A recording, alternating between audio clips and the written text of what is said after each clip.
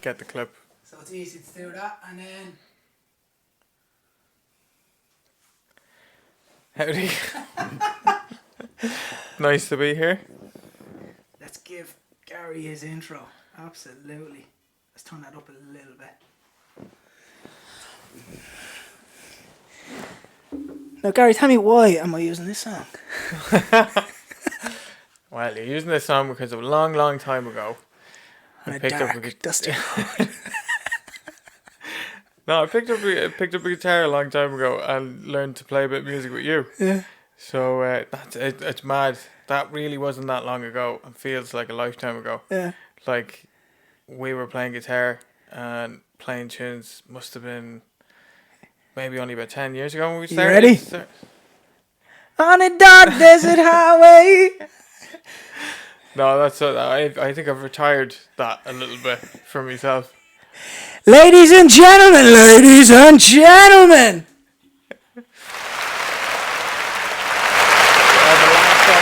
I got the tracks and all on it. Today's guest. It's a big one. It's the first one. It's Gary Doyle. Yeah. The little. Just ham it up. Yeah. Ham it up. Love it. Crack that off. What's the crack? That's brilliant. I love that, man. Just like straight in, high energy. Like no, not hiding that. Just like bang, bang, bang. That DJ thing is brilliant. Isn't it? That's so good. Isn't it? That's why, literally the whole reason I wanted it is something that I can just mix in music. Yeah. And I know for a fact that we have a connection with that song. Yeah, yeah. Like, do you know what I mean? We have a connection with it. All right, yeah. Like, we learned that together years and years ago. Was it you? Did I teach you a little guitar? It was. You taught me how to do the F bar chord. Yeah, I taught you how to do some bar chords and stuff. So that was the song we used. Yeah. So I was able to play like F, G, C. Yeah. And I was able to play G, C, and D. Yeah. I managed to pick them up, and then E and like the other ones. And I was like, bar chords were fucking pain in the hole. I was like, and we spent like 2 days learning this song. Yeah. Because it had one F in it or something. Yeah. And we're out in the porter cabin. Yeah. For anyone interested, we had a little box cabin out the back of my house. And I did it for like studying for music and stuff, because music is what I went into college for. And so we would go out there and play music for 2-3 days out of the week and just sort of fucking jam out, just play stupid stuff, you know, getting into it and having a bit of crack. And then where were you writing at that time? Were you writing songs at that time? I would have, when I started learning the guitar, I would have written. I remember one of the first songs I wrote was. I only had the 3 chords. I only knew I didn't know I knew C. I knew a small F. Yeah. So you were the cheeky F. Yeah, the cheeky F. You know, I knew the cheeky F. And I wrote some horrible song about being hungover. It's upstairs. I think it's called "The Sun Will Rise." I think that's the name of the song. Something like that. But it was about waking up across from Pat's in the dunes. In the dunes at like 5 o'clock in the morning. That's brilliant. After just knacker drinking. Just pure knacker drinking. That perfectly describes the tent. You're a creative person, and the first thing you did was write a song about knacker drinking. In Layton. I love it. Yeah.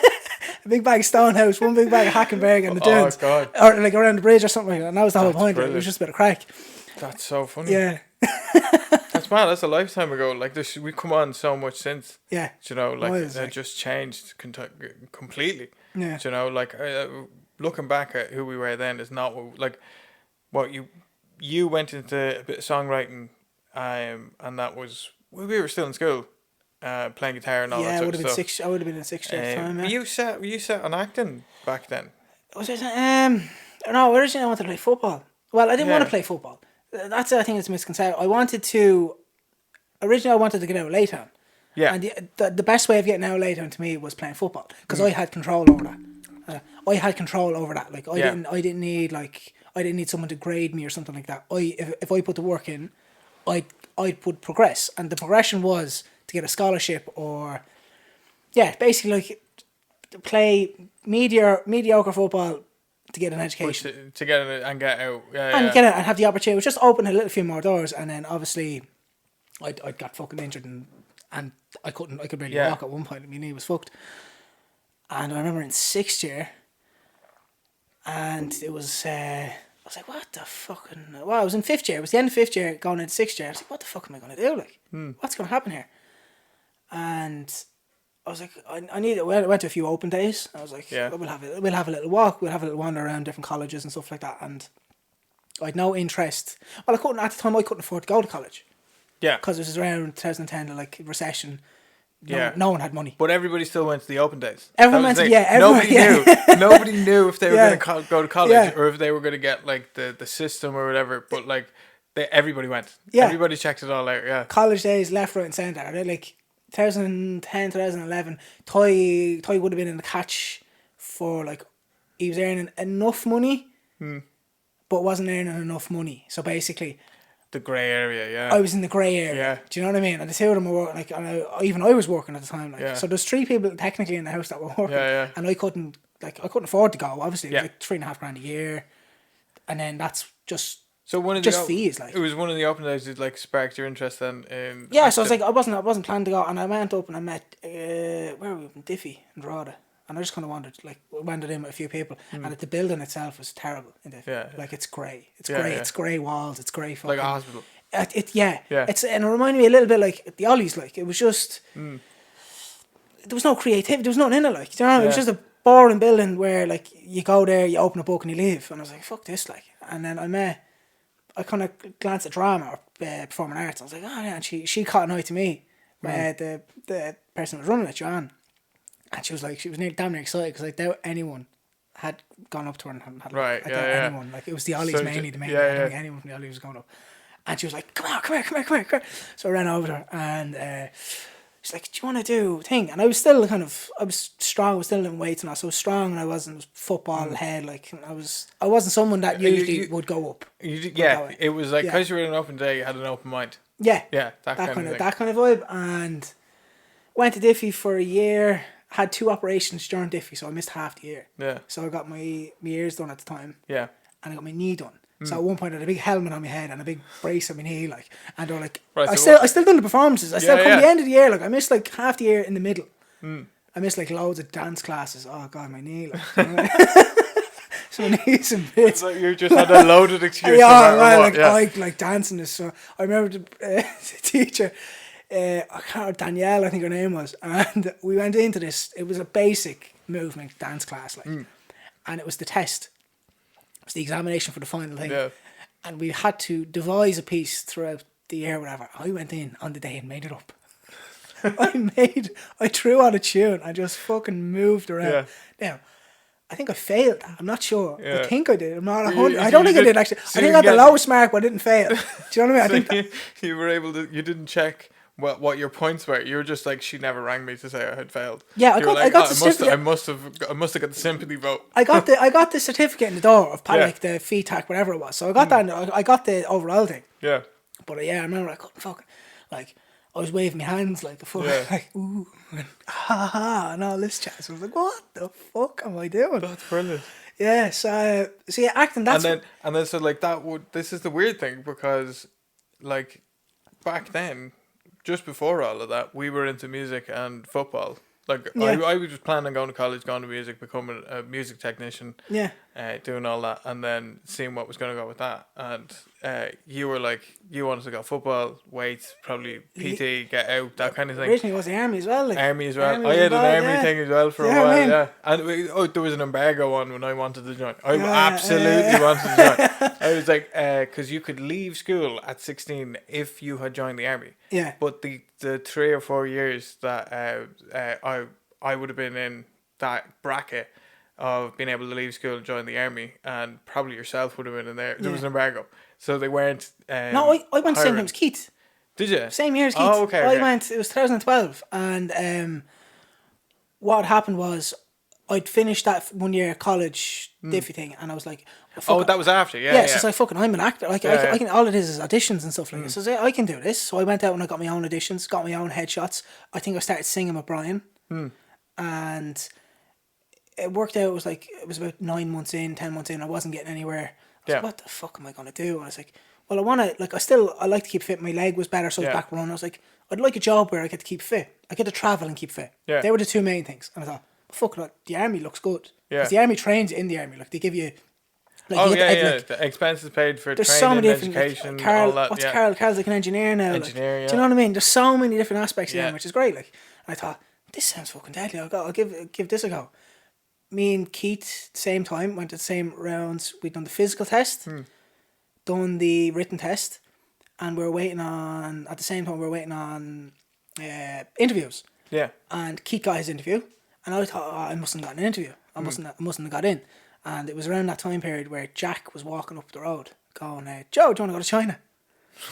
I forgot about that. Yeah, I said, Joe, do you want to go to weird China? it is. Like, we're here chatting with the intention of chatting about like what where we are now. Yeah. And where we were, how we got to here is so mad. Like I forgot you spent that time in China. Yeah, you did. I had look at me. I have pictures on my wall. I have to look at them. Yeah. And I remember going over there, and it was the day before I went to China, and I got the interview for the army. Yeah. And I thought to myself, what's the reason I'm going? I want to keep fit and I want to travel. Travel is the main thing. I'll probably never get the opportunity to go to China again. Yeah. This is just too crazy to not. So like, this pass was up. Jack came up. So Jack would just saw you on the street. Right? Oh yeah, And randomly. was just like, Joe, I know you. Do you want to go to China? Yeah. And it was to do English. Teaching English. Yeah. He was. I says, why did you pick me? Like, I remember this. I says, why did you pick me? And he goes, well, it was his 60th or his 50th or something like that in his house, and Tig and Mam and all that were over there, and I'd gone into the back, and I refused to drink. I wasn't. I think I might have been training for the army at the time. Like, so it's like, no, I don't want a bottle. And he thought, Joe, you turned away a drink if a wise head on you. Like, I went, I have a wise head on me. I says, Jack, man, you're losing the plot here if you think I've wise. That's class. And yeah, like he'd never met the people he was sending me over to. I was 19. Yeah. Like, I think 19 for us was different to 19 now. I think Okay, yeah. our 19-year-old generation and the 19-year-olds before, I think we were a little bit older. I think we acted a little bit older. Well, I think this is a conversation that I've had a few times with a few people, is that adolescence, right? So like in the 50s, this is where the term comes from. Adolescence is where young people have enough money to sort of be able to go out, have a bit of crack, but they don't have enough money to go out on their own and start a family and all that sort of stuff. Yeah. And like everything got so expensive the last couple of years that like people were in their adolescence, in their 20s. Yeah. So like there's my brother Sean. Yeah. Like Sean is, he's 22 now, right? Yeah. But in like the 70s, if you were 22, like you'd be either get a job or you'd be on your married. feet. Do you know, you've been married. Yeah. Like there's so many people back in the day that would have been married, had kids, talked about mortgages, that kind of thing. Where adolescence now is expanded. Yeah. Do you know what I mean? So even back when we were like 19, there was more people off getting jobs, because there was a couple of jobs as well. Yeah. There wasn't loads, but there was some.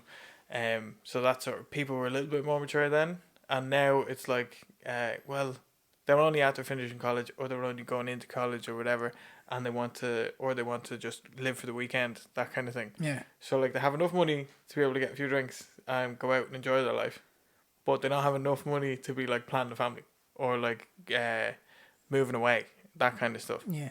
So like there's a big bracket there that changed, do you know? So us being 19 and 10 years later being 19, it was two different things altogether. Yeah. Because it was about 10 Well, years. yeah, it was. It was nearly about 10 years ago. Yeah. Well, what do you think now, though? Because I see a lot of younger people, like, because like obviously online and stuff like that, and then a lot of young women and OnlyFans and all that sort of stuff. They're making fucking. Well, they're making loads of money. Basically, I think that there's a new age. Yeah. Like, are we coming into that, or are we in that? we are in it. We're in this new age of technology means that you don't need to go out and have the standard job. Yeah. Do you know what I mean? Like, there was either you would, let's say, when we were growing up, you either signed on. Yeah. Or you joined the army. Yeah. Or you did like a normal cashier job or something like that.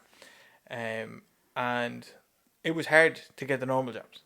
Do you know? Around our time. Yeah. Yeah. So Yeah. it was really hard. It was really hard to go out and knock on the door and get a CV, and like online it just started. So a lot of companies were like, "Oh, do it online from now on." Yeah. And, the process of looking for a job was different. Now, it's like like this podcast, the people can do things from their home. Yeah. Do you know, people can really, it's an entrepreneurship.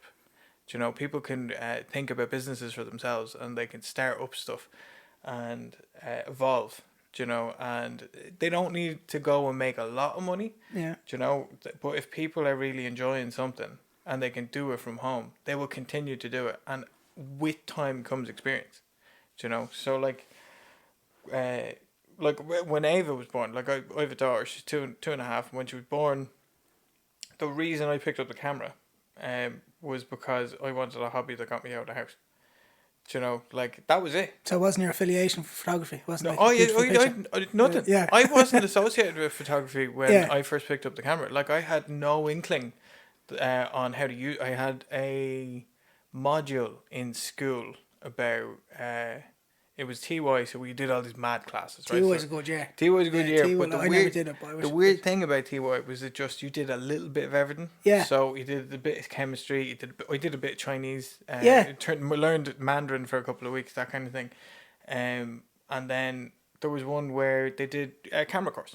So it was like they had 15, 20 cameras in the school, and you went out and you got a camera. It was like an old Canon camera. It was high tech if you didn't know what a camera was. Yeah. Do you know what I mean? So you had to learn how to use it. So you had to learn ISO, shutter speed, aperture, blah blah blah, and you go out and take a few pictures. But it was so much better. Do you remember the digital cameras back then that everyone had in their pocket that like had a little door that slid open, and you take the picture, and if you zoomed in enough, everybody's head was square because of all the pixels, that kind of thing. So this was so advanced that we were like, this is amazing, unreal. right?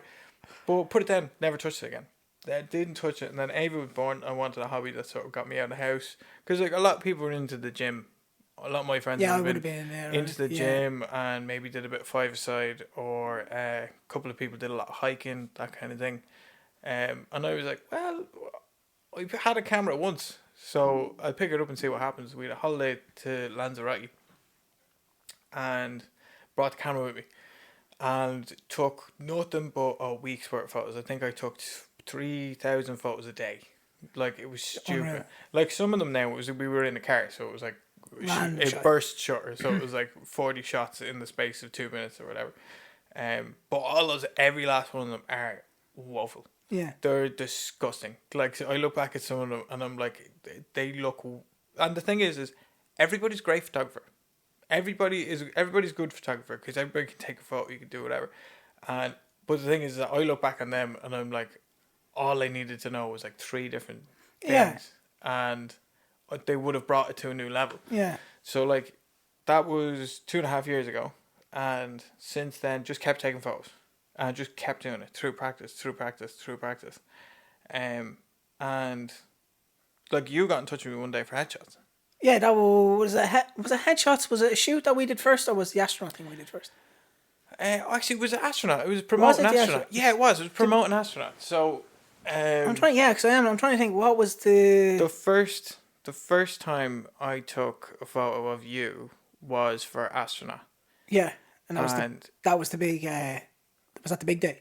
that was the big day. Yeah. Yeah. So basically, for anyone interested, basically Joe was doing a show, Yeah. and you were doing it. You were about to promote it for being on in. It was going to be in Dublin Fringe. It went, so the way it was working out was that I done it in London and I done it in Laytown and Drogheda, but it was coming to Dublin Fringe, and after that it was going into London back over to the Vaults, and I thought to myself, well, let's get promo shots, let's get loads of different things that we can use, and like.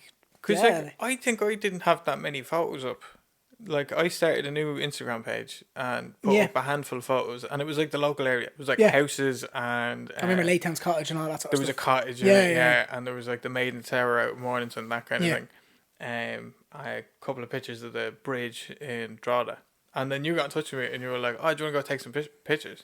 And I was like, "Yeah, I'd love to. It'd be great crack." And like, this thing, I said to you straight out, I was like, yeah, that'd be great. Let's meet up on this day. We'll go for this, blah, blah, blah. And at the time, I was watching so many YouTube videos about how to learn how to take photos, right? So I was learning how to take photos of buildings. You know? And then all of a sudden, I said yes to you. And I was so excited for it. But at the same time, I was like, I have no idea what I'm doing. Absolutely no idea what I'm doing. but we went with it, and yeah. it was like, because I think of all the different skills over previous years and stuff, like I was into art and all that, so like I had a little bit of a creative mind, that the photos came out great. Oh, the photos They came out do you so think, good. Like, because you were so good at taking photos, where we took them help you? I think that where we took them, so this was great. Yeah, So we started the day on like a bunch of steps or something, and there was like some brick walls on the Marsh Road. Yeah. There's like brick walls and stuff like that. And there were great headshots. Yeah, like, deadly. Yeah. There was this rundown street, Ship Street. Ship Street, yeah, down Ship Street, yeah. And had some old abandoned houses. Like some people still lived in them. Yeah. There was like, and I think we took a picture in front of somebody's house. Remember the was this Astronaut, or was it a different, where it's on Ship Street, and it was the walls, all the houses bricked up. Yeah. But the shapes of the windows are still there, but bricked up. So we were, and this is weird because this one house was completely derelict, but they had bricked up the door and bricked up the windows, and right beside that house was a fully lived in house, and this house was fully bricked up as if it was abandoned, like it was there for like 100 years. Yeah. And somebody had like spray painted windows and doors onto it, and your show was about like homelessness. Yeah. So that we were like, this is going so well, and as we were wandering around, we saw like silos, and there was this old factory, and we were looked like a rocket, basically. Yeah, it was like looked like, I was like, how are we gonna get in there? We just said, yeah, fuck it. Like we found this door, and it was weird. This is the randomness, right? So like, it's a big long street, right? It's a big massive, and protecting this it's like a compound with this kind of fucking thing that's been built in the middle of it, and it looks like a rocket setup, like. I think it was a silo. It's like a silo for, I don't know, it was like a massive milk silo or something. It must have been for oil or something. Would have been, Glanbia, the old Glanbia place. Glanbia, yeah, it was the old Glanbia. And so it was a milk factory, So on this, there's this big massive wall, and there's these big iron gates down one side, and there's a big massive stone wall. Yeah. And in the middle of this massive stone wall that goes on for ages, there's just this little wooden door. The wooden door. It was like a cartoon. Yeah, it's just like, so weird. And we didn't even think about it. We were like, I wonder if open the door. And right beside the door was this house. Yeah. And a washing line up. Yeah. We were like, you can't see that house from the front of the road. Yeah. It's like the side of the house. So it still looks like a brick wall. So there's a single door in the middle of the road. And it looked like the house was lived in. And we were like, right, leg it. Yeah. And we just legged it over to the factory. We got so many amazing shots out of it. Like there were staircases, there was ladders, that sort of stuff. I remember off the top of my head, a lot of them are used in different kind of things, but I remember the British Theatre Guide used the one that's going on in the project we're talking about, the one going up the stairs with the and trash. And there's loads of trash, and the British Theatre Guide used that, and I remember looking at that going, I was actually happy for you. Like I remember saying that one of your photos is fucking. That was great, because it got featured. That's class, then you got promo on RTE. On RTE then as well, and then that image was used as was the header. Yeah, I can't remember. Like, the header on it. But the great thing about that was we were just walking around, and this is the thing about taking photos, is that when you pick up a camera, you have to learn basics, right? And as I said, everybody's a good photographer. Like you take enough photos, somebody's going to get a good photo of you, or somebody's going to take a nice photo, because like if you have a good eye, everybody's a good eye. They know what they like. Interesting things that are interesting to you are very likely interesting to somebody else. So we're walking around, and I had just learned the basic skills, and I was walking up a flight of stairs, because there was like rundown stairs, rundown building. We were about to go up to the second floor and maybe get a couple of shots out the window. Yeah. And as I got up the stairs, I turned around, because I was checking the steps to see if they were going to be fall through. Half of them were cracking. Half of them were cracking and stuff. Yeah. So I turned around, and you had just put your hand on the rail, and I was like, stop. Yeah. Don't move. Don't do anything. Vogue. Because it was perfectly framed up. There was light coming in from the background, and there was this trash everywhere, and you were wearing this luminous orange Adidas jacket. Yeah. Well, not luminous, very bright. And the light was perfect. I took the picture, and today, that's still one of my favourite pictures I've taken. Yeah.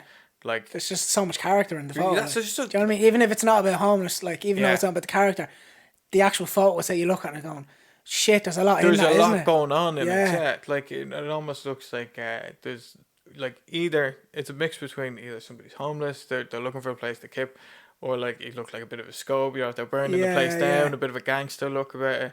But like all the colors and stuff came together, and that's when I was learning how to change colors and stuff on the camera and stuff. So a lot of time when people take photos, like, do you know your Instagram filters? Yeah, yeah, yeah. Do you know your Instagram filters are great. They give you a taste for what you can do. Do you know, and like you can take a picture. You've seen those things on TikTok as well, where all the greens are purple. Do you Yeah, know, yeah, and they yeah. look out in the sky. Oh, this is mad! Like, and the thing about the filters and stuff are they're great. Certain things look amazing on certain filters, but other things look awful on the same filter.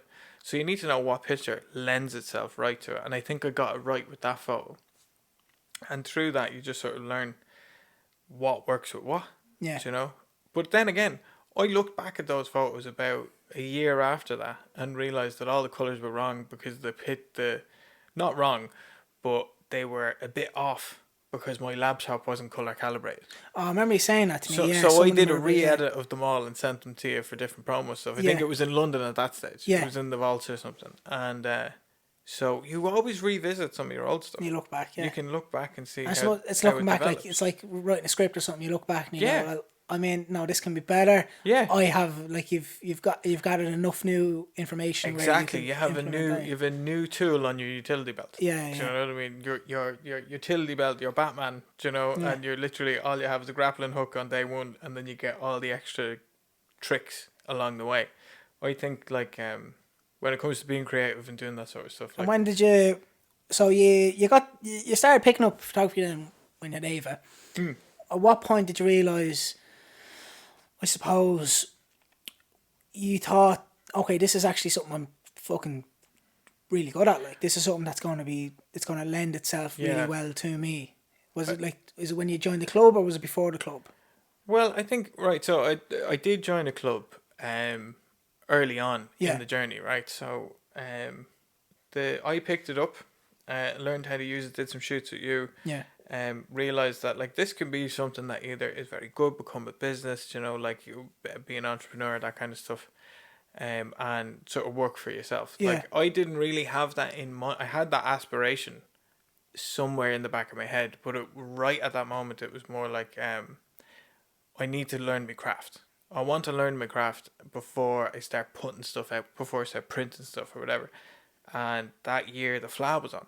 The first FLA in Drogheda, right? So this music event, everybody in Drogheda, there was like 500,000 people, buskers and all that around. And I took my camera with me to work every day because I work in the middle of town. And I took the camera with me to work every single day. And I got a couple of pictures. And this is the first time I started taking photos of strangers. Yeah. You know? And I'm taking a couple of photos of people on the street and I'm kind of shy. You know, I'm like, do I ask this person? Do I take the picture first and say, look at this? Or do I ask, like I did ask some people to pose, do you want, you're some chap smoking a cigar with a fedora on and a feather in it and stuff like that. Like these mad characters from all over the world are here in Drogheda, and so I'm taking these mad pictures. And I was a bit shy, but there's all these volunteers for the FLA. Were wearing red shirts, and one of them was taking photos, and he was taking photos all across the street. So I'm in work the next day. So I work in a shop. So I'm a cashier. And the chap comes up to me and I was like, I saw you taking pictures, man. That's great. Like, who are you? Where do I find you? If I'm looking for you on Instagram or whatever. So he goes, oh yeah, you can check out this. This is my card. So he gave me his card. His name is Deanie Gashi, right? Yeah. And he does his pause time photography is his Facebook page that he has all this sort of stuff on. And he turned around to me and was like, there's your card, check it out. Like, oh, it's great fun. And by the way, we meet in a club, and this club starts in September. It starts September to May. It's almost like a school year. Yeah.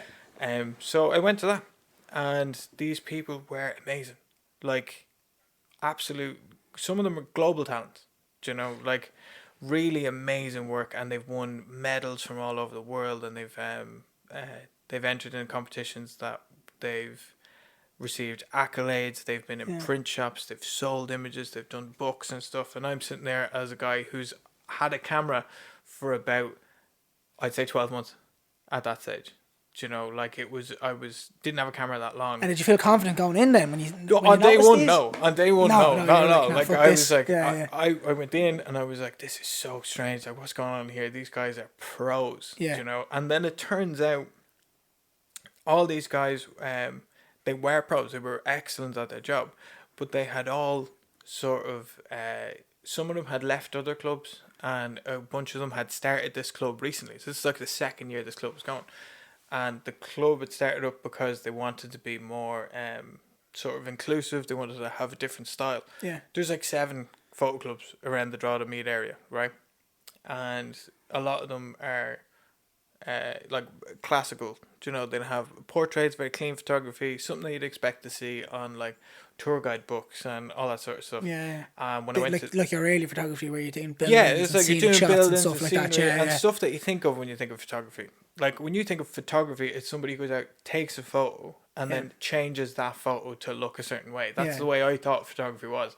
And when I was in this club, these people were like, they had really explorative images where they were composites. So like they mashed loads of different pictures together, and they looked like art.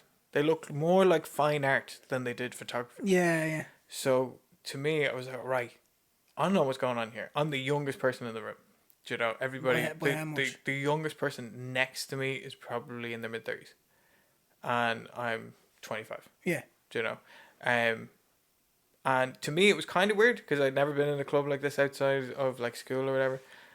But incredibly interesting. Like we, over the course of about 2-3 weeks, I got to know a few people, and I was like, "Yo, these people are nuts! Like these are crazy. These are like what I was thinking. I was thinking like these are pristine, you know, sort of not like they're award-winning photographers and they take us seriously and all this. Yeah. And like some people come in and go, "Oh, look at this! I got this cool picture of this skull on a crow and blah blah blah," and I'm like, "You're mad! Like you're absolutely mad! This is brilliant." So we just started doing stuff like that, and I learned off these people. So I think trying to develop into whatever your craft is, when you're surrounded by people who are doing the same thing as you naturally look for tutorials and help off these individuals. But you hone your craft, or rather you explore new styles and you figure out what you like. So then after about a couple of months of being in there, I started winning competitions in the club. Like I had a photo of you. The portrait, the one that's it's actually hanging up on the wall. That one, yeah. Again, that's one of my favorite photos I've taken, and it was so simple. I remember doing that photo as well, looking up to like, I want to try this, and he had all these options coming in. So when he comes in, like, he has like what these set up like. I bought them that weekend. Do you remember you had bought them that week, but you needed a second one. Or you didn't have a second cover for one of the lights. I didn't have a cover for one. So it was like a bandy broken umbrella. And he'd reversed the umbrella, put a sheet on it, and then he had like the light bouncing off. That was fucking 100%. So it was so funny. I had this main big umbrella that was like the main source of light, and then a side umbrella to like get a little bit of hint of light on the extra edge of it and stuff. But this other one, I knew what it was, I knew what it did. What's the word they call Lightbox? Lightbox, softbox. Softbox. And I needed like another one on one side, and I knew what it did. Yeah. And I knew how to make one. So I was you like, fucking made one, right? and it looked like, imagine Mary Poppins was run over, like, and her umbrella remained, and it was, and it works, and we got like amazing images. We done deadly, I still have one of them as me. I think it's one of them as my profile on Facebook. The like, grey jacket with the with the thing, like, and we just did them in this room. This is the crazy thing about it, is that you can do it anywhere. Yeah. And we had this amazing shoot, and this was like the weekend I got these lights, and it was all explorative.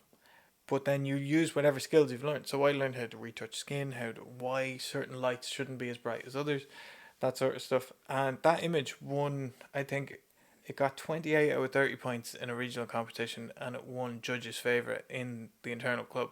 So that was a bit of encouragement. So I was like, okay, right, I kind of know what I'm doing, and these people are pros, and they like the stuff that I'm doing, but I'm still learning. So I just kept going with it, and eventually, some other people got in contact with me to do shoots with them. Scott, yes, because Scott, an actor Our mate based in Scott, yeah, our London, mate yeah. Scott over in London, stay up late here. Whoa, whoa, whoa. Yeah. I remember you had him down at that church. Yeah, we took a Or walk. the So walk, this yeah. is the thing. He was in Drogheda, but he was in the Drogheda area, but he wasn't Yeah. there that long. No, yeah. So he was like, you've got like a 3 hour window. So I was like, right, Grant, do you want to meet up for a coffee, or do you want me to bring my camera and take a shitload of photos of you? So we choose the latter, and we Yeah. go take loads of photos. And he was using them as images on his page and Yeah. forwarding some stuff. And again, it was just moving the skill forward. Like, it was just trying a little bit, trying something new, and being uncomfortable. Because like I was shooting with you for the first time in a studio environment, never done it before. Do you know, when I shot outside with you as well, never done that before. Definitely uncomfortable when I was doing it, but it was a bit of crack it as was well. a bit of Yeah, crack yeah. as well. It's not necessarily coming across that like this person is, tail between their legs, sort of going, oh, yeah. well, maybe we do Yeah, this. no, Like it was more like, let's try this, see what happens. Do you know, and results start coming in. So around that point, I was like, right, I think I know what I'm doing now. And so that was, what was that, when was that, 2 years ago, that competition? That was the first competition. Yeah, that was about 2 years ago. I know you're... Well, I had other portrait shoot done in that club, where another image won a silver medal in the regional All Ireland Irish Photographer of the Year. Yeah. So in Leinster, that one won a silver medal.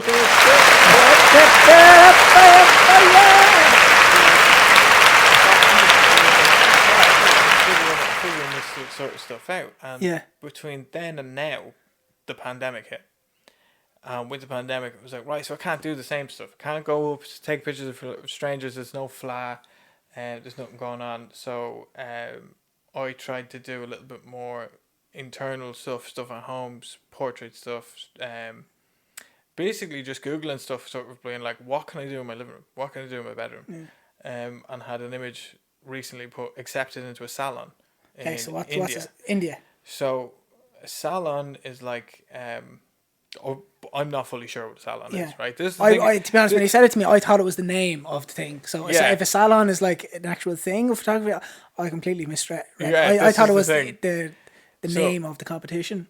Yeah, it pretty much is. It's the name of the type of competition. So like, it's like, I'm trying to think, like Premier League might be, that's the name of that football competition. A salon is the name of like a competition where people submit photos from all over the world, and they're judged by world class photographers. Yeah.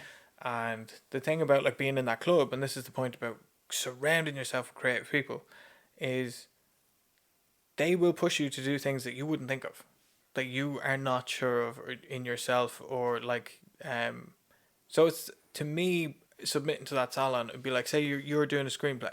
Yeah. And if you're writing a screenplay and you're not really finished with it, you don't know what's going on with it, but you're in a writers club, and the Jameson Film Festival is coming up. Yeah. Right? And they have a screenplay competition, and it's in a month. You don't have that finished. Yeah. You know? But like a draft. Yeah, you have like a draft, right? But the whole club is doing it. The whole writers club is going to go, we're going to submit something, see what the band does together. Yeah. How we get, and we're going to get feedback. And this is going to be feedback by world-class directors and screenplay writers and stuff like that. So that's the concept. And if you get accepted, then the image will go into like a catalogue. Yeah. Gold medal winners and silver medal winners and stuff like that, they will get like their picture in this book, this catalogue. But for me, I had this image in. This is the surreal kind of tone that I was trying to do. So I did an image at home. And is this the image you showed me earlier on? Yeah. So this is the image of this is really weird, because this again is like something out of your comfort zone. Yeah, it's there. So the concept for the image was like hand coming out of the mouth, and it was like covered in blood. Yeah. You're blindfolded with bandage, so like you're sick. You know, like something's going on, like you look unwell. And it was only going to be the one hand and a couple of editing things to make it look creepy. And when I took the picture, it just looked better when I had like I had a full image of me, and I had about 7 hands covered in blood all around me. Yeah. And that image won, or it didn't win. It got accepted into the Salon, so my name is now accredited to a Salon Acceptance. Right there, let's give it that. An horn for that one. So that's class, isn't it? The cool thing about that is it's internationally recognized. Yeah. So I got into other photo competitions around the world and stuff. Then that's recognized. Yeah. You know, so it's like it's a little badge. You know, it's like a certificate or badge of honor kind of thing. And I can show that. Yeah, of course, So what I'll do is I'll put it into the video when it comes up.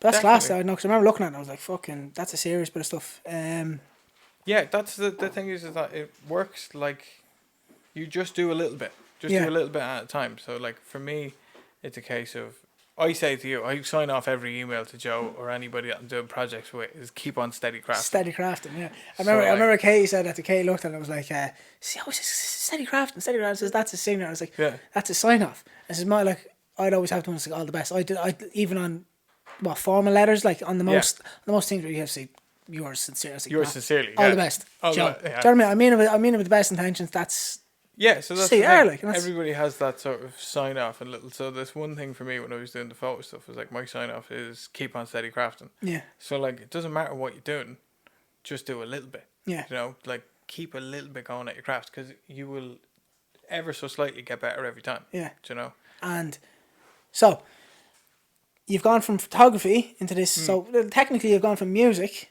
which we kind of touched on. Gary well, I actually went into music and I got a degree in music and stuff like that. But then learned to pick up the camera as a hobby, and this is the reason why we're here. Yeah. And now, through the last 2 years or last year, about last year, 18 months. The last 18 months, you started going into illustration. Yeah. So I've been itching to get an iPad. Yeah. To like draw on and do illustrating and stuff like that, and just sort of go back to the roots of. Like, I used to draw. I remember that, yeah. I know you were very good. I remember there's an Elvis. You done something for your dad, Elvis? I did like a still of Elvis playing guitar. Did you do something Granddad in it? Granddad and Nanny? I did, yeah. So our granddad had a picture. It was granddad and my mum. But my mum in that picture looks like our nana. Yeah. So that was something I did a while ago. And with the art stuff, I was still itching to get like an iPad to start doing a bit more drawing, and got the iPad recently and started illustrating, and I can't remember what it was. I don't know if I'd put something up, but you got in touch with me to say that you were working on something, which we're going to is so I was like, right, I'll see what I can do, and started drawing and started getting into the illustrating and stuff like that, and that was a whole new kettle of fish. So I had learned so much from sort of photography that I was able to translate now into editing, drawing pictures. So like once you had the format, once you had the skills, it was like, right, give me a brief. So what are you looking for? Yeah. What do you want? So that's why would this be the best time to announce it then? Yeah, that's what I'm saying. Go for it. Yeah, we go for it. Right. So the announcement. I'd say I don't know how would you announce it? But well, look here. This is the thing. How do you? Joe has been working on project stuff, so we're talking about being creative over, your creative lifespan. Yeah. And through that, you might do a little bit of music. You might get into photography. You might get into acting. You might get into screenplays. You might even get into poetry. And when you're putting all this sort of stuff together. The thing about the pandemic and everything is it's giving people a chance to sort of collectively figure out, right, can I mash everything? Can I put this project together? So Joe gets in touch with me to say that he's working on a project, and that project is a book. A book. So a book. You have a sample of it, don't you? I have a sample of it. Well, here, look right there. I'm working on a book, and yeah, motherfucker. Perfect. So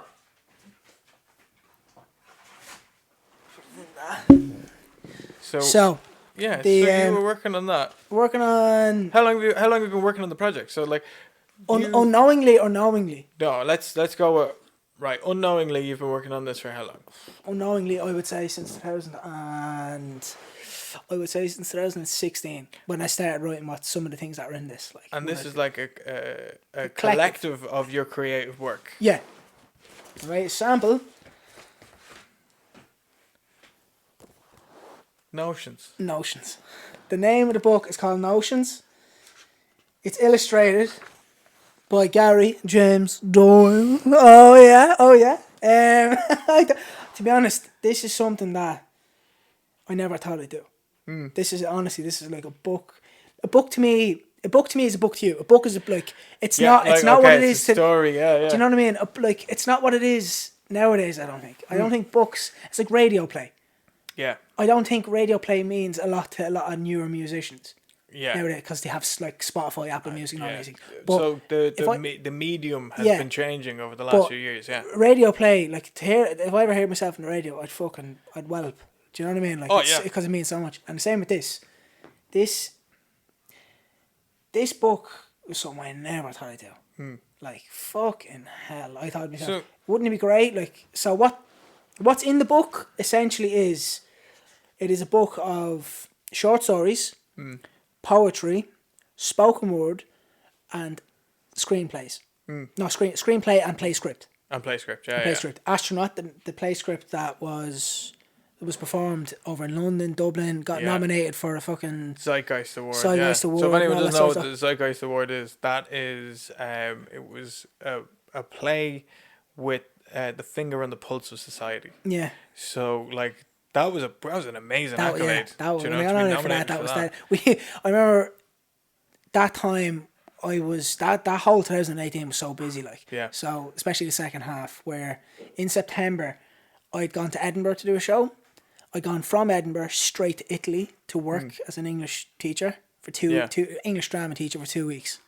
From that, straight back in to do Dublin Fringe, Astronaut, and then from Dublin Fringe over to Germany to do English teaching and that. Yeah. And on the last night, so I done the first week of Dublin Fringe in 2018. And on the last night of the second week, me and Emily were coming. Emily's the director of the thing. We were coming back from Germany, and we actually said in the airport, we're not getting nominated for it. I said, fair enough. We done our best. We done it deadly, like. Yeah. Like, great to be a part of Dublin Fringe. It was fantastic. And then we woke up. After coming home, we got home late at night. We went to bed. We woke up that morning, and the fucking phone was blowing up. Yeah. Like, the people, congratulations, texts left, right, and centre saying, this is fucking serious crap. This is. I was like, what, like, you just have to be nominated for like Judge's Choice. I guess this is deadly. This is what the show. But the that's show what the show was about. That's what the show deserved. It. So the show is about homelessness in Dublin. Yeah. And it's translatable. Like, it doesn't have to be Dublin. It can be anywhere. But there's a lot of references to Irish society and stuff like that in it. And you referenced an event that happened, the taking over. The Apollo, the Apollo House takeover in 2016 when I was in London, and I remember just being inspired by looking at it, because I was in London. I was in a little box kitchen in London, thinking to myself, this is fucking serious, man. They're actually they're doing it. They're defying. They're doing it. Like, do you know what I mean? Yeah, they're kicking ass here, and like I remember the marches and the kind of like the big. What, the rally? They had a rally, and they had Glenn Hansard and Bono and stuff supporting it, and they so it was like a homeless takeover of a building that was owned by banks. Yeah, pretty much, and they took it over for the winter because they needed, like, it was cold, like it was, and your play was a contributor to keeping that motion alive in people's eyes and people's eyes and in their minds. So, like, to get an award to say the finger on the pulse of society, like, nominated. You got nominated. Yeah, but like, the nomination is that you were recognised as somebody who did have their finger on the pulse of society, which is great. And it was a massive creative work. That's why it's a huge project. And that's why, like, you see on the back of the book, there's a couple of reviews and all that sort of stuff of the show. Like, I remember Lynn Gardner. I remember Scott is very much more in tune over in London with like the scene, like reviewers and all. Like, I know a little bit, but like this particular one is like big in the National Theatre, show reviews and stuff like that. And I remember in the vaults, was performing the show, and the next morning we walked in, and I looked and says, Joe, Lynn Gardner. I says, who?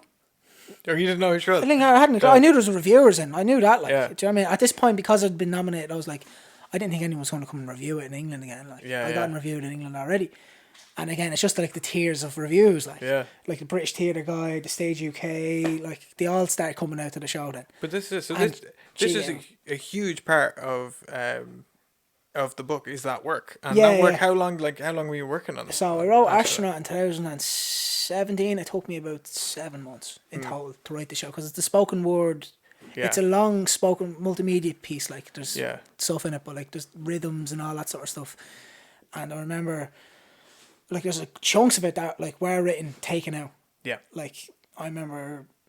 It was a living project for a while, wasn't it? Yeah, you know, and I brought it over to Dublin to rehearse it, and we said feck it in 2007. We done Camden Fringe, debuted in Camden Fringe, got reviewed, got 4 stars and all that. And it was deadly. Like and I thought to myself, well, this is a show I want to do in Leytown.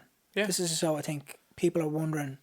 Like at the time I was in London, people were like, well, what's Joe doing? Yeah, what's Joe doing? So what's this is like? the thing. You've been off. You've been doing work and you've been exploring your creative palette. Yeah. But you've been away from home. Yeah. So like to bring that home then. And I thought that, to be honest, that was just one of the things. Like you have kind of goals in theatre, where like there's a few goals you have in separate entities. Where like theatre for me was I wanted to do a professional show.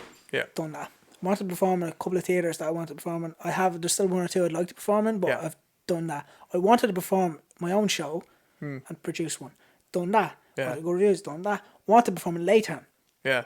I says the only way I'm going to perform in Leytown is if I pull my own finger out and do it. And I thought to myself, you have to graft it, like the best way of doing it. So I rang up A&S Fitness, Hagon Scott, who have basically the main control over that hall. Procure Hall, yeah. I thought to myself, fuck it, let's do it. I had fuck all lights. I had a big floodlight, right? I remember Hago was down there, and we plugged in the floodlight, and all the electrics went. The fucking whole thing went. I remember on the night, right? The place was freezing, and everyone's like, "Oh, Joe, it's so cold in here. We didn't stick the heating on." We couldn't stick the heating because like I plugged in the one lights thing, would be off, and the fucking thing would be fucked. Like, that's, you know? That's and it's like they were coming and says, Joe, it's so cold. Yeah, I had to get the space in tune with the show. I mean, I was talking the best about it. So yeah, taking advantage of something that made that experience sort of more true to the work. Yeah, that's brilliant. So yeah, this book Notions, it is out next month, the end of next month. I will put up a date after this. I'll tell you the date. I'm not exactly sure when. There is a couple of dates in my head at the moment, but yeah, it is coming out next month. It's called Notions. Should there be plenty of promo coming up to it and stuff like that? Thing is that is a collection of your creative work. Yeah. So it's Astronaut, it's a screenplay. I would say my collection. The reason you're here today is like your collection. Like the amount of illustration this is the illustration that we got into as well. Like, this is, if you see so many illustrations, this is fucking top of pops. Like. Well, like I really enjoy doing it, and the thing is that I think when you're a creative person, I think one of the coolest things to get your mind moving into new fields is when somebody gives you a brief. Yeah, yeah. So, like, say you're in school and you're doing an English essay, and the one thing that I always hated was when you were in English class and you were getting an essay to do, and it had to be 100, let's say 1,500 words or whatever. Yeah. And the brief was write whatever you want. I was like, no, like that with the panic stations, the like absolute blank void. It's the blank page. It's absolutely the blank page. So you had culminated all your work together and started drafting up this project, and got in touch with me, and you were like, so this is what I'm doing. I need some illustrations. I need something to work with it. What do you think? And I hounded you. Absolutely hounded you for the first while. I was like, Joe, I need a brief. I need you to tell me, do you want it to be colourful? Do you want it to be dark? Do you want some pages to be dark? Do you want whatever? So like the best thing that you did was like, okay, here's an example of some of the things that I've seen that I like, but go with whatever you want stylistically. But this is full of work. This is full of poetry, full of sayings, so much in this book, and it's a massive creative license that you have in this, because like it's such a collection. It's not one thing.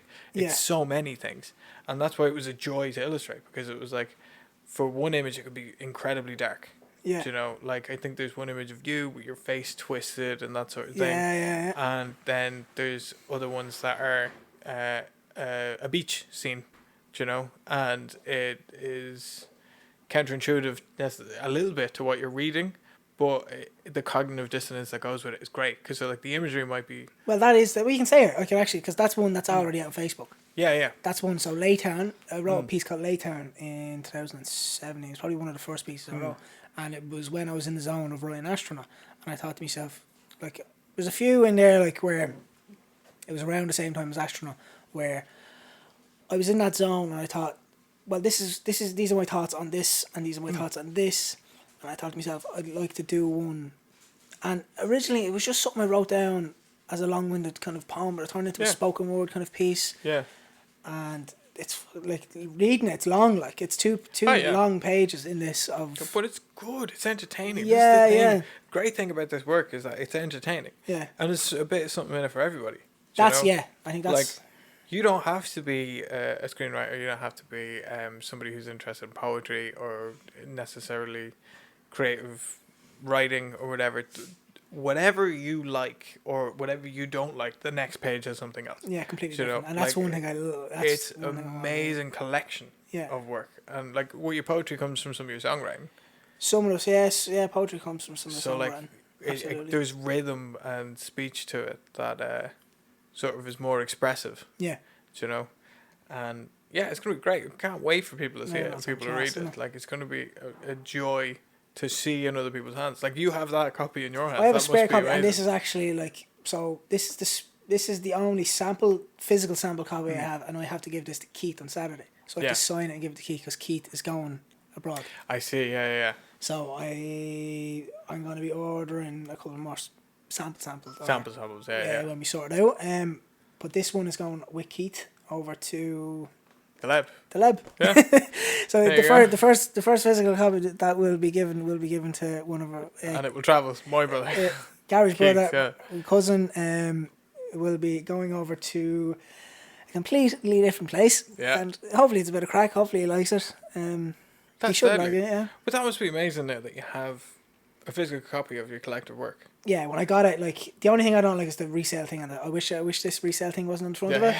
Like, I really, so basically, yeah, it's like sample copy. Yeah, with the sample, because it's a sample, they don't want you selling it on, because you can get up to about 7 samples of the book. And I says, I don't need 7 samples, because I knew on every 7 there would be a big banner around the front of it saying not for resale. I was like, what the fuck are you doing that for? Like, do you know what I mean? Well, I think like the thing is that you get your sample copy. If it was a massive collective work and you had lots of people and you need to like spread it around the world, you'd do that. But like, for that, your one copy is to make sure that, you know, your paper's right, your colour's right, your text is right, you know, because it could be, you don't know until you see something. Yeah. You know, like I've done that with a couple of images before. I've taken pictures and I've printed them, and when the print comes out, I'm like, no, that doesn't work. Like, there is something that doesn't translate on paper but did translate on screen. So when you have it on paper, now you know what it's going to look like as a finished product. So once the finished product starts coming out to people, it looks sharp. It does, like. It's going to be it's an amazing coffee book kind of table. It is like that. Yeah. Do you know what I mean? There's a couple of 2-page. There's a 2-page illustration in the middle of it, like, where it's the color on it just it's just popping. It really pops. It just pops through, like, and it's just fucking serious, so, like, isn't it? all the illustrations as well that are in it are all inspired by the work that's in it. Oh yeah. Do you know? So what was the most difficult piece to try and do? The most difficult piece was you have a poem called Quarantine. Yeah. And Quarantine, the poem is used on an image, and I don't know if that image was for quarantine exactly. Okay. But it was inspired by the pandemic and stuff. Yeah, that's you get that from it. Like. Yeah, and Joe said he wanted something that was like, he wanted something to do with the pandemic. It was like nurses, it was something along those lines. I can't remember what the brief exactly was. Yeah. But there was COVID stuff in it and pandemic stuff in it. So that image that I put together for it I really wanted to have something that was calming, but related to the coronavirus. yeah. Do you know what I mean? So we've all gone through this massive year where everybody's been, locked inside. Now the thing is, it's given everybody a chance to do stuff like this. Big projects and stuff. But people don't necessarily want to be reminded of it. Do you know what I mean? That's true. Yeah, they So- don't want that in their face, and that's one thing you can. Like, Yeah, you don't want that sort of imagery to come across the wrong way, Yeah. or you don't want it to be daunting. So I found a way to make that image calming. So how do you relay something that is, and the written work is amazing. The written work is about the stuff we've all gone through. Yeah. And this is the thing about the work that's in it. It's so relatable. Everybody can relate to it. And finding a balance between the imagery for something that nobody wants to be reminded about sometimes. Do you know what I mean? Yeah. And it being able to be something that people enjoy seeing, that was a great challenge. And it was really explorative Yeah. to sort of find out how to do that thing. And it was a pleasure to work on. Like, I can't wait to see copies It's in gonna people's be hands. Yeah, either can I, man. It's just going to be like it's class. Yeah, Like, it not is. to tell, like, And you it's the can be biggest- proud about it. It's the biggest thing. class. About, like, yeah. I know for a fact it's the biggest thing I've ever fucking done. Because I knew, like, again, a book is a book. I never thought I'd be able to look on a bookshelf and see, oh, there's my book. Yeah, you have a And spine that you can be on a There's shelf. something in yeah. it. Like, it's not just complete fucking shite. Yeah. There's something in it that's worth something. Exactly. It's an artist. It's a colourful book full of creation. It's and like fucking it's kind of like a portfolio. yeah. It's a little bit like a portfolio, Yeah. but it's way more than that. Yeah. This weird collection of just amazing work. Yeah. Like I think we had so my partner Proof Yeah, read she read the Christina. book for you, and the whole way I through have that in the book as well. I do. the whole way through proofing it. The thing is there's creative licenses back. taken. Yeah. Bottom of it there. Creative licenses taken in it. Yeah. To in the words, so I remember reading something in it and texting you back being like, is this supposed to be dark? Was that meant to be that way? Yeah. And I think the coolest thing was that you were like, yeah, like it was meant to be interpreted the way that you saw it. Yeah. And that creative license the whole way through, like as Christina was proofing it, she was like, this is amazing work. This is incredible work. And it really shows that you put a lot of time and effort into putting the creative aspect of your life and your career into this. That was kind of amazing. I remember the one you were talking about was the dark one. I ended up getting rid of it. I didn't use it. Oh yeah, that's right. Remember the yeah. one, like there was aspects of it that did work, and there was aspects of it that, to me, they weren't coming across. Like, You and need if they the weren't- tone, yeah. and if they weren't coming across, I didn't want to put it out if I knew the majority of people weren't going to get it. Yeah. Like, I understand, like, people have different that, but if I know for a fact the majority of people aren't going to get what I'm giving, That's the balance. I need to take it out, have a look at it, and at the time, because there was so much going on, I Yeah. didn't, like, I can do without one. I can do without Oh, this yeah. one, and this can be something for the future, or this Yeah, can exactly. be a particular one. So yeah, Notions. Book by Sale. Joe Wright, illustrated by Gary James Doyle, including the play script Astronaut, will be out at the end of next month. Next month. It's taking So keep your eye on the Yeah, socials. yeah. Anyway, that's the thing. If you're Are you gonna listening get to the this, socials? if Yeah. you're listening to this, check out Joe Wright 100, and just be on the ball because Yeah. we're gonna throw out some promos for it when And we can. what else are you doing with your illustration now? What's Well, the thing is, I'm gonna start incorporating it into photography. yeah So, with this project, yeah I learned quite a lot, and through this project, it was like, okay, if I know how to illustrate this way, if I can draft up an image this way, I can add things now in. yeah I can draw. So I can. I can draw. No, but like, so That's exactly what I can draw. I can draw. I'm can fly. I'm a real boy. But like elements of pictures that used to really annoy me. So I'd have Yeah. a picture in my head, And I'd be like, okay, I want to get this done. I need a picture of trees a certain way. Yeah. You know, and through this, I've been able to sort of figure out, okay, like if I make them look really foggy and dark and stuff in the background, I can draw that in and nobody will be the wiser. Yeah. Because the focus isn't on that, it's on the subject. The subject might be you know, in a portrait shot or something. And, or like drawing an image and putting it on someone's skin. Yeah. So there's a draft that I'm working on at the moment is a picture of an eye, and a map is overlaid on it. That does look fucking class. And like that image with that, normally I can't put that into competitions because I don't own the image that's map. overlaid, the map image. I have to go out But and find the map. That's an image like you'd frame image. You frame that image like that's a good fucking. That's a really good image. The cool thing about this stuff is you come up with a great idea and you can make it, but it might not 100% be yours. Yeah. Like there's a fine line between plagiarism and remixing something. Do you know?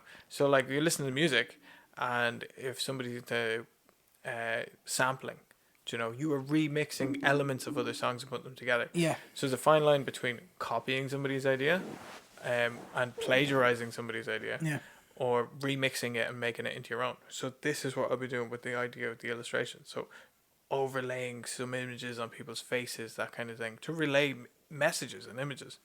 So like, that's the fact that you got something for a finger in the pulse of society. That movement is always inspiring. To have something that is people can relate to. Yeah. So if you can use your skill to do something that creates an image or a song or a piece of poetry, a piece of writing that relates to somebody, that means so much more than the prettiest picture, the most technically advanced picture. Like say somebody's got really good at photo editing and they're really good at skin touching and making somebody look flawless and whatever, and their hair blown in the wind or whatever, and like that's amazing, that's great.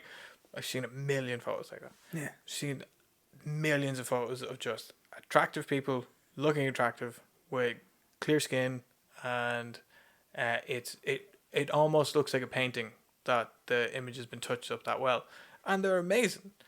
But it's so much cooler to see something that's different, that's relatable, like somebody who might have, you know, a disfigurement and find a beauty in that or something. Like that's a great thing that we've seen in photography, is people taking pictures like that of people who don't look conventionally attractive, and then they have, but you find something that's beautiful in that. Like you see somebody in the street photography is all about that.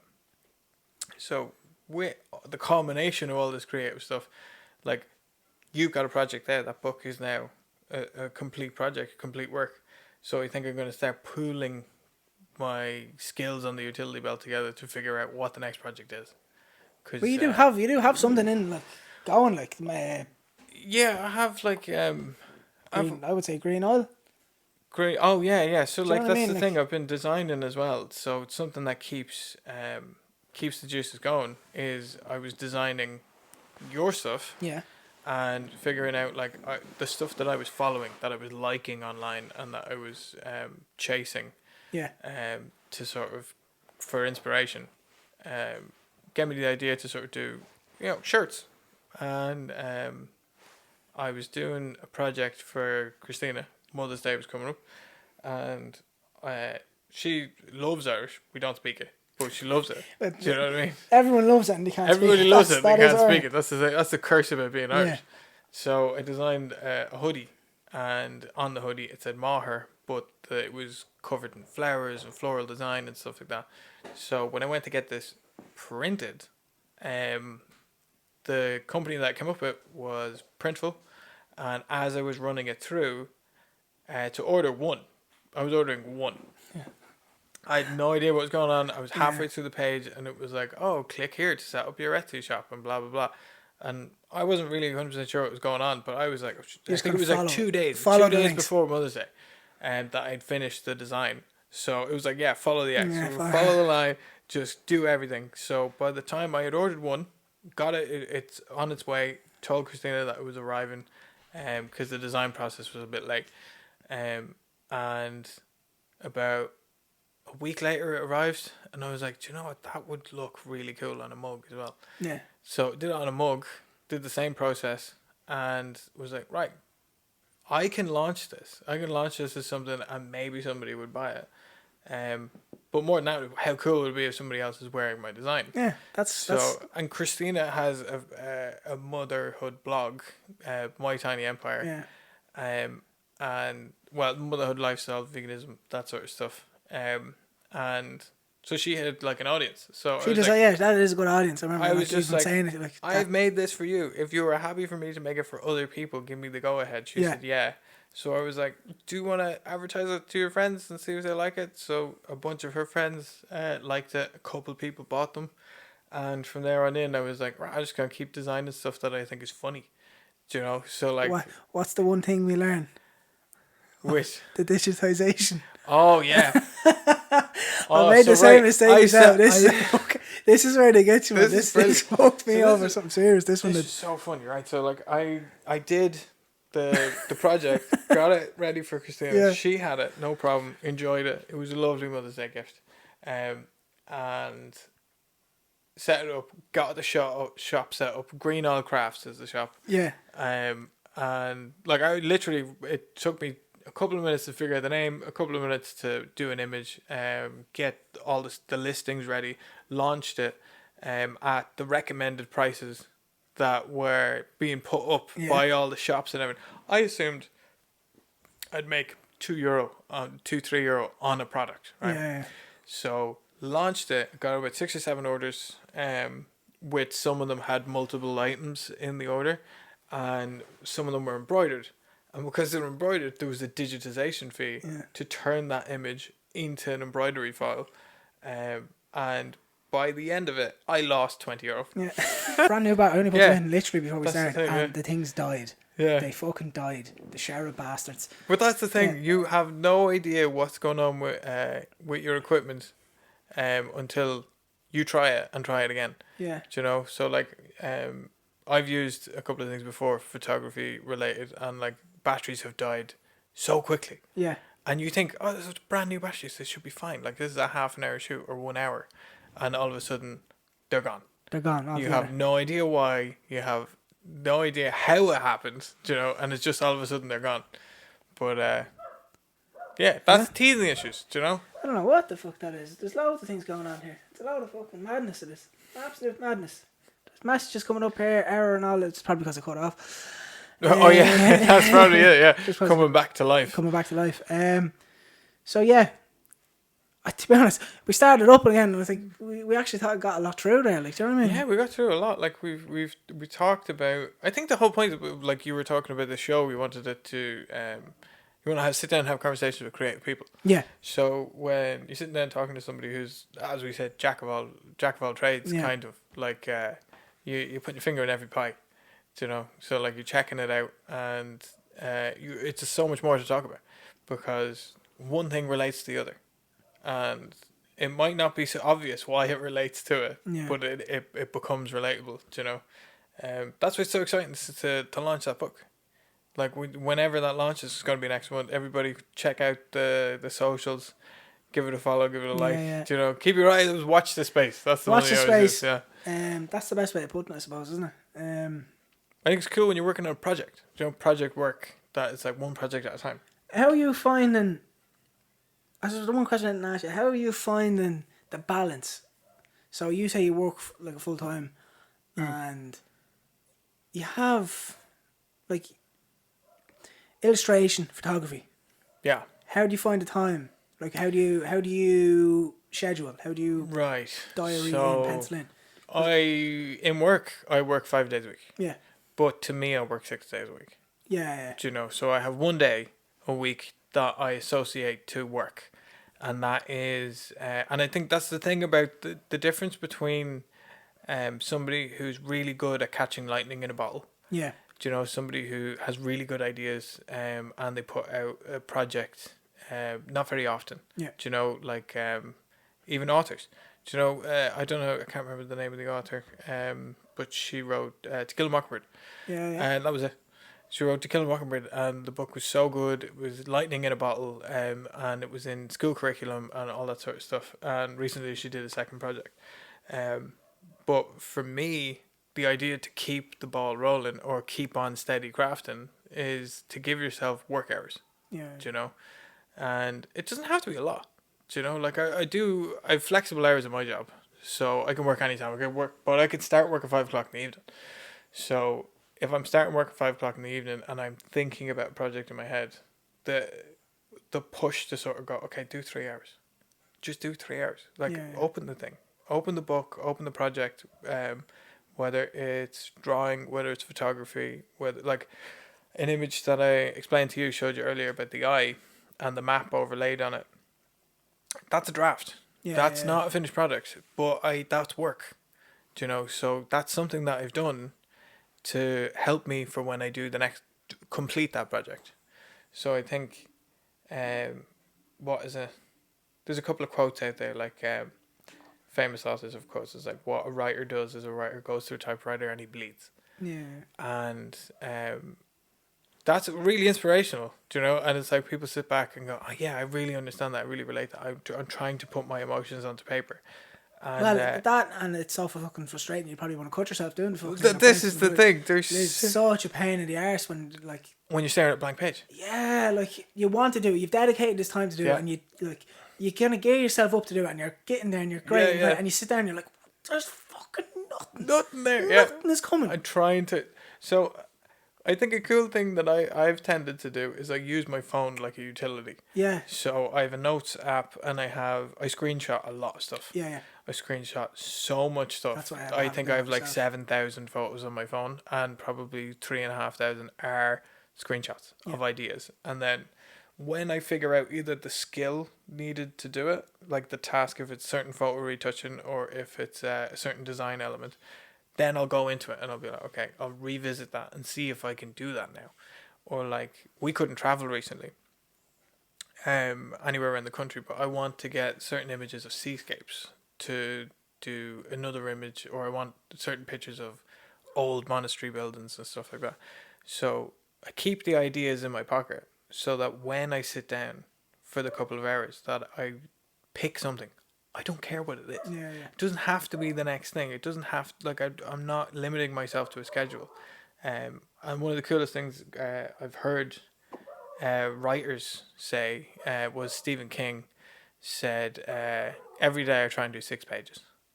So I'm not doing 50. I'm not doing, do you know? 6 pages is a fucking lot, I tell you. Yeah, but the thing is, he's a horror writer and he does so much. Like he's now at the peak of his career. How many ways can you kill someone?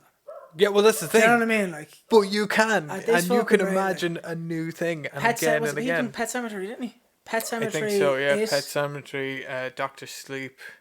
Is it Doctor Sleep? Definitely yes. He done Stephen King. Did he? He didn't do The Shining, did he? Did he do The Shining? I can't remember. Yeah, you kind of looking at. But he's thousands of books. Yeah. Like, he's fucking thousands. Yeah, and he's co-written some and been executive producer on TV shows and stuff like that. But he like promotes the idea of, you know, sit down and do the work. Yeah. Do you know? No, don't just look for the inspirational sort of motivational speech and whatever that you see on your socials or whatever. Like, sit down and do the work. Stare at the blank page. And if it's a blank page, turn it to a grey page. Do you know? Give yourself the option. I'm going to write something dark today. Or I'm going to draw something unusual. Or pick from life. I think that the weirdest thing that people struggle with is the inspiration. Where do you find your inspiration? Music, really. I got a lot from music, listening to this. Like, for instance, Astronaut, a song that kind of helped me get through that was Professor Green's Astronaut. Yeah, so if you listen to the song Astronaut, Professor Green, I wrote a show years ago. What was it called? Please Leave a Message. Yeah, Please Leave a Message for college. And what was the song in that? What was the song called? Back in Half a World Away. Oasis, and I done a piece, another piece in college where home coming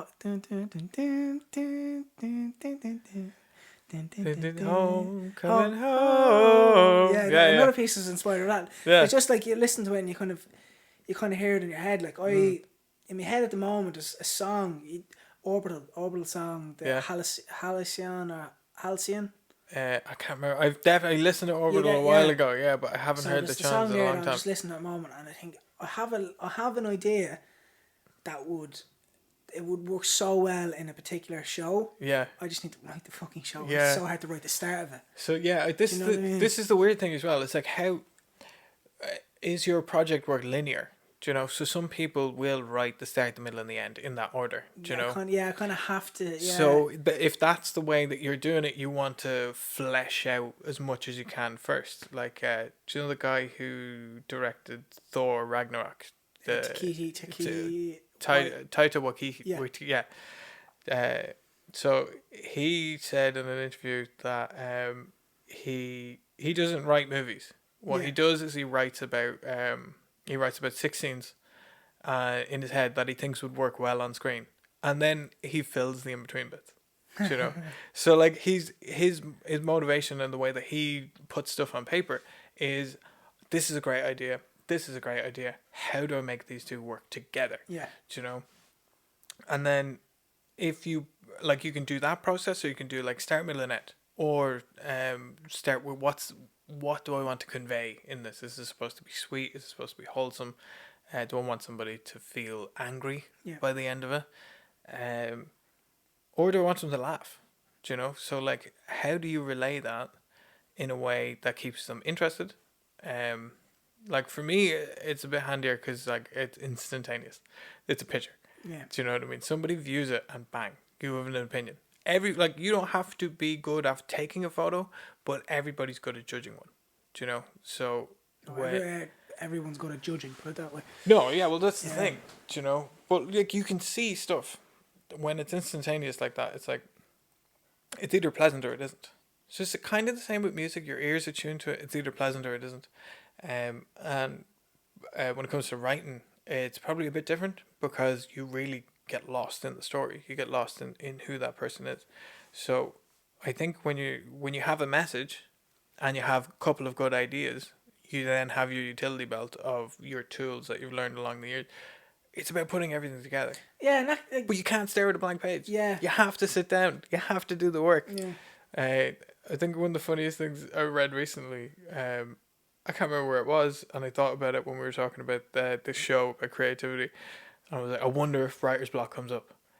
Because 100%. Like I have 6 shows on that laptop that are 6 pages. Like the start 6 pages. I have a TV pilot show, an episode of the pilot episode, and I don't know where to go from there. Like there's into this, what do I write, second episode, and I know the first episode's it's not there. Like, you know, like there's just, it's so weird, isn't it? Because like, what the fuck am I doing? Like, the weird thing about when you're a bit creative is that you just pick stuff up. You're like, I'll do this and this. I've got a good idea for this.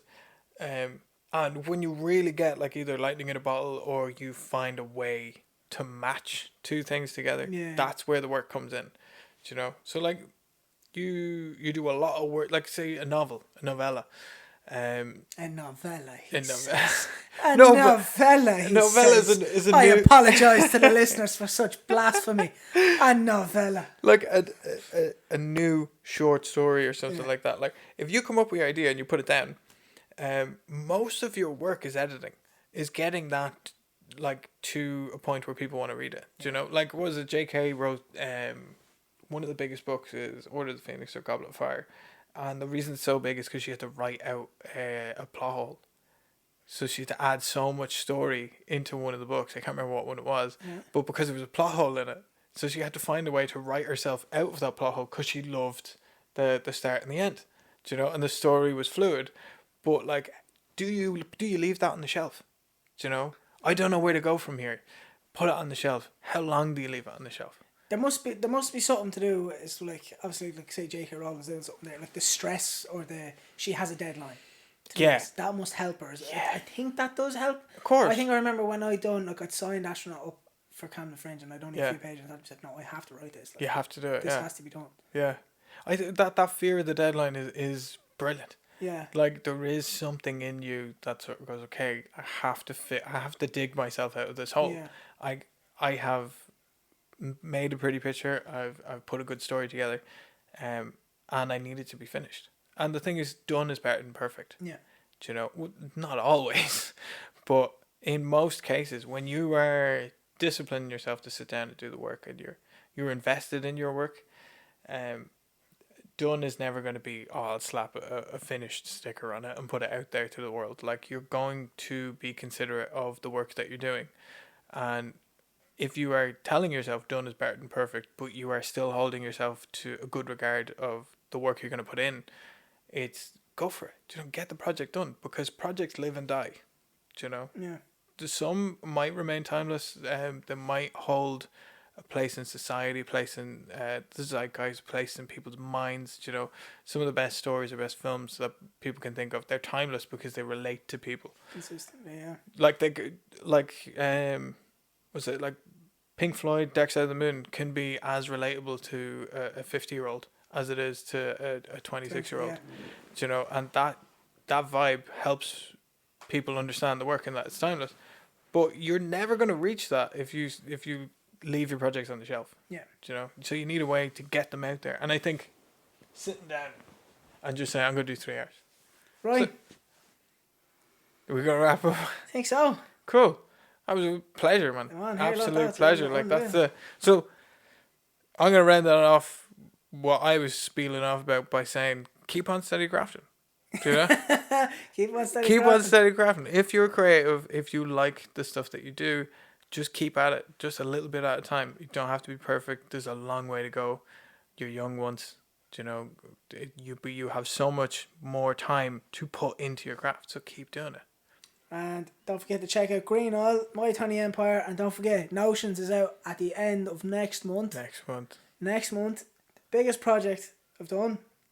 And it's an amazing project. Yeah. It's a big project, and it's going to be... And it's coming out. I'm going to play out with a couple of songs. As we do, Irish artists. I have to throw one out. Who have you got? I'm trying to think now. So we're rolling out the show with a couple of Irish artists. I have a few other ones keep flooding to mind, but I think... Let's hope they're on. Which is it? No, I'm gone blank there. You'll have to throw it out there. I'm going to throw it out first. This is a Wexford artist, Wexford rapper. It's called Ego Row, and this is his track, Senorita. Let's give it a go. Catch us in the next one, guys. You betcha, Alex, you're going to like this one.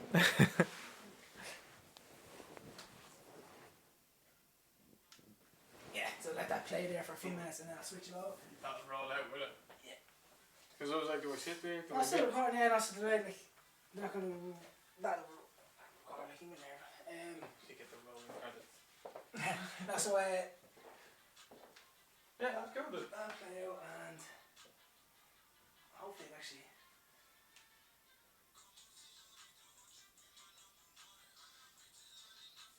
So that's going to play on the podcast. Yeah. What's fun? Yeah, it's good, man. Yeah, dude, that's good. Yeah. Oh, it's just like this.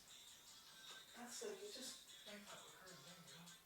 That's, That's what I'm saying. Even the ones that's done is better than perfect. Like, start working on what you like about it, where you want to, if you want to change that, or if you feel that one thing looks or sounds a certain way, go for it. Like, something a little bit work in. Because that's so much fun. That's so just sitting there having a chat, the whole environment and everything, like, it's great.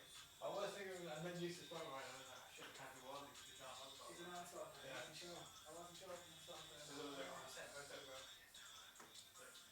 I wasn't going to look. SoundCloud. I don't know SoundCloud. I do have a SoundCloud thing, but I'm not sure what it's saying about that one. No, yeah, just let it play out as it is. Yeah. You know, so you just put the mic on you and then let that song play out. Yeah. Yeah. So you're gonna let the video still play? Yeah. Oh, I'm going back inside. I'll just see. oh, you're going back? Yeah, well, I went and put the mic on and then just. Okay. Off. Thank you, Anthony. I'll go there. Yeah.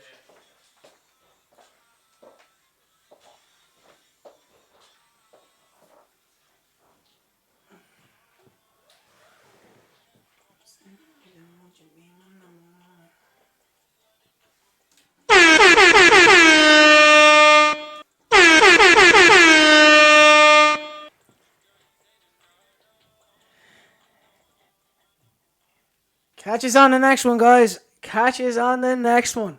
Been a pleasure.